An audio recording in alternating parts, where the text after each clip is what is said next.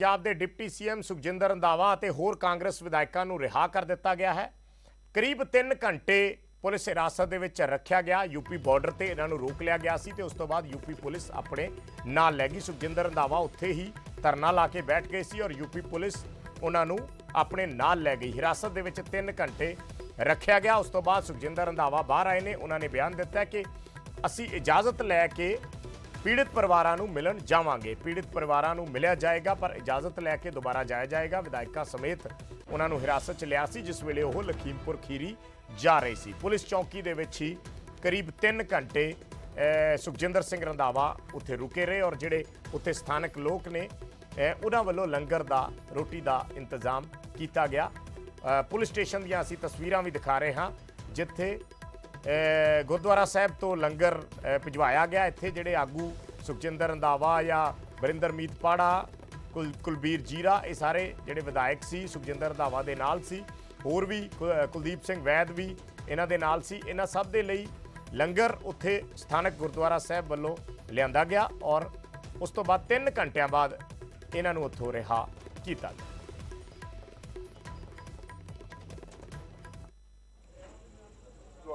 इनको पत्र भी लिखेंगे कि आप हिंदुस्तान के मॉडर्न डायर हो जिन्होंने बेकसूर लोगों को रौंद डाला।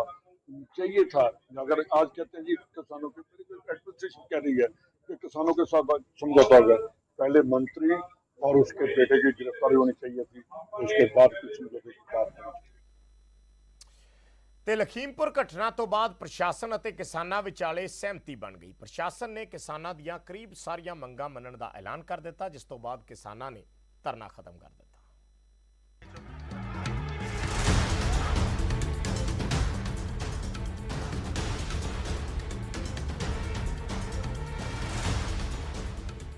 ਲਖੀਮਪੁਰ ਦੇ ਵਿੱਚ ਬਵਾਲ ਹੋਇਆ, ਹਿੰਸਾ ਭੜਕੀ ਅਤੇ 8 ਲੋਕਾਂ ਦੀ ਜਾਨ ਚਲੀ ਗਈ। हालात तनावपूर्ण हो गए। किसानां ते प्रशासन दे विच टकराव वाली स्थिति बन गई। लखीमपुर दे विच किसानां दा जमावड़ा लगन लगा। हालात पहलां जहे ना बिगड़े, लिहाजा गलबात के जरिए मसले दा हल कढण दी कोशिश की गई। हालांकि सियासी सुरमा दी एंट्री ते भी रोक ला दी गई सी, पर इस गंभीर मसला भी सी जो कि इस तो अछूता नहीं रहा। इस दौरान किसानों के नाल गलबात का दौर भी चलता रहा। किसानों के पैनल ते प्रशासन दे विच बैठक हुई। आखिरकार दोनों पक्षों दे विच सहमति बन गई।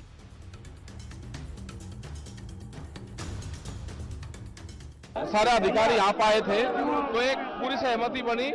45 लाख का मुआवजा, सरकारी नौकरी पक्की और FIR बाप और बेटे पे दोनों पे। ये पहला वो होगा कि देश के होम मिनिस्टर पे FIR दर्ज हुई हो। 120 का मुस्लिम है। समझौते दियां 5 वड्डियां गल्लां। मृतक दे परिवारक मैंबरां नूं 45 लाख दा मुआवजा,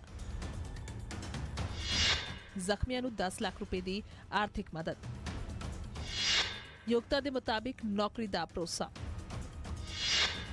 8 दिन दे अंदर मुलजमां दी गिरफ्तारी, मामले दी कीती जावेगी न्यायिक जांच। लखीमपुर हिंसा दे विच किसान, पत्रकार ते बीजेपी कार्यकर्तावां दी मौत हो गई। जो डिमांड की गई थी उस पर शासन से विचार विमर्श करने के उपरांत यह निर्णय लिया गया है कि जो तहरीर, जो कंप्लेन शासन के इन लोगों के द्वारा दी गई थी उस पर समुचित धाराओं में FIR पंजीकृत किया गया है। और जैसा शासन के द्वारा पहले ही बताया जा चुका है कि किसी भी दोषी व्यक्ति को बख्शा नहीं जाएगा और पूरी विधिक कार्रवाई और कड़ी कार्रवाई नियमानुसार कराई जाएगी। इस हिंसा दे विच किसदी मौत हुई है। स्थानक पत्रकार रमन कश्यप की मौत, बरहाइच के किसान दलजीत सिंह और गुरविंदर सिंह की मौत, चौकड़ा फार्म मंजगई के किसान लवप्रीत सिंह ਅਤੇ किसान छतर सिंह ਨੂੰ ਵੀ ਜਾਨ ਤੋਂ ਹੱਥ ਧੋਣਾ ਪਿਆ। ਇਸ ਹਿੰਸਕ ਬਵਾਲ ਦੇ ਵਿੱਚ बीजेपी नेता शुभम मिश्र ਦੀ ਵੀ ਜਾਨ ਚਲੀ ਗਈ। अजय मिश्रा ਦੇ ਡਰਾਈਵਰ ਹਰੀਓਮ मिश्र ਦੀ ਵੀ ਮੌਤ ਹੋਈ ਹੈ ਅਤੇ बीजेपी वर्कर श्याम सुंदर ਦੀ ਵੀ ਮੌਤ ਹੋ ਗਈ।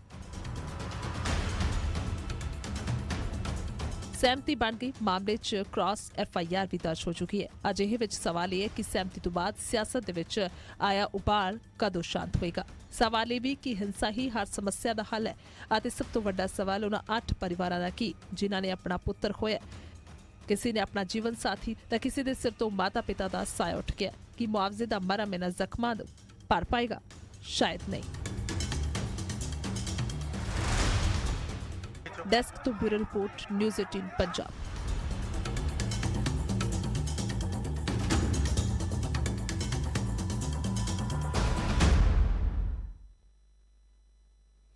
ਤੇ ਲਖੀਮਪੁਰ ਖੂਨੀ ਕਾਂਡ 'ਚ ਮਾਰੇ ਗਏ ਕਿਸਾਨਾਂ ਨੂੰ ਸ਼ਰਧਾਂਜਲੀ ਦੇਣ ਲਈ ਜਗ੍ਹਾ ਜਗ੍ਹਾ ਕੈਂਡਲ ਮਾਰਚ ਕੀਤੇ ਗਏ। ਮ੍ਰਿਤਕਾਂ ਦੀ ਆਤਮਾ ਦੀ ਸ਼ਾਂਤੀ ਲਈ ਪ੍ਰਾਰਥਨਾ ਕੀਤੀ ਗਈ। ਕੇਂਦਰ ਸਰਕਾਰ ਖਿਲਾਫ ਲੋਕਾਂ ਨੇ ਆਪਣਾ ਗੁੱਸਾ ਜ਼ਾਹਿਰ ਕੀਤਾ ਤੇ ਮੁਲਜ਼ਮਾਂ ਦੀ ਗ੍ਰਿਫਤਾਰੀ ਮੰਗੀ। ਨਾਭਾ 'ਚ ਕਾਂਗਰਸ, ਮੋਗਾ ਤੇ ਫਰੀਦਕੋਟ 'ਚ ਅਕਾਲੀ ਦਲ ਵੱਲੋਂ ਕੈਂਡਲ ਮਾਰਚ ਕੱਢੇ ਗਏ। ਬੜੀ ਵੱਡੀ ਤੇ ਬੜੀ ਮੰਦਭਾਗੀ ਅਤੀ ਦੁਖਦਾਇਕ ਘਟਨਾ ਜਿਸ ਨੇ ਪੂਰੇ ਹਿੰਦੁਸਤਾਨ ਨੂੰ ਨਹੀਂ ਦੇਸ਼ਾਂ ਵਿਦੇਸ਼ਾਂ 'ਚ ਬੈਠੇ ਲੋਕ ਉਹਨਾਂ ਨੂੰ ਝੰਜੋੜ ਕੇ ਰੱਖ ਦਿੱਤਾ। ਔਰ ਉਹ ਸਰਕਾਰ ਜਿਹਨੂੰ ਅੱਜ ਲਗਭਗ ਸਾਲ ਤੋਂ ਉੱਪਰ ਹੋ ਗਿਆ, ਸਾਰੇ ਦੇਸ਼ ਦੇ ਕਿਸਾਨ ਆਪਣੀਆਂ ਜ਼ਮੀਨਾਂ ਔਰ ਜ਼ਮੀਰਾਂ ਨੂੰ ਬਚਾਉਣ ਦੀ ਖਾਤਰ ਦਿੱਲੀ ਦੀਆਂ ਸਰਹੱਦਾਂ ਤੇ ਡਟੇ ਪਏ ਹੈ।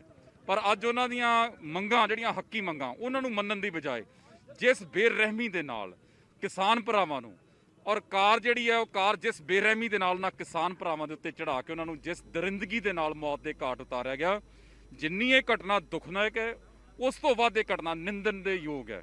ਔਰ ਅੱਜ ਮੈਂ ਇਹ ਸਮਝਦਾ ਕਿ ਅੱਜ ਵੀ ਮੋਦੀ ਸਰਕਾਰ ਜਿਹੜੀ ਉਹਨੂੰ ਹੋਸ਼ 'ਚ ਆਉਣਾ ਚਾਹੀਦਾ। ਉਸ ਹੰਕਾਰੇ ਹੋਏ ਮੰਤਰੀ ਦਾ ਅਸਤੀਫਾ ਉਹਨਾਂ ਕੋਲੋਂ ਲੈ ਕੇ ਉਸ ਦੇ ਪੁੱਤਰ ਨੂੰ ਜਿਹੜੀ ਹੈ ਜਿਹਨੇ ਗੱਲ ਸਾਰੀ ਘਟਨਾ ਨੂੰ ਅੰਜਾਮ ਦਿੱਤਾ ਉਸ ਦੇ ਖਿਲਾਫ ਕਾਰਵਾਈ ਕਰਨ ਜਿਹੜੀ ਹੈ ਉਹਨੂੰ ਅੰਜਾਮ ਦੇਣਾ ਬਣਦਾ ਹੈ। ਤੇ ਇਸ ਬੁਲੇਟਿਨ 'ਚ ਫਿਲਹਾਲ ਇੰਨਾ ਹੀ। ਛੋਟਾ ਜਿਹਾ ਬ੍ਰੇਕ।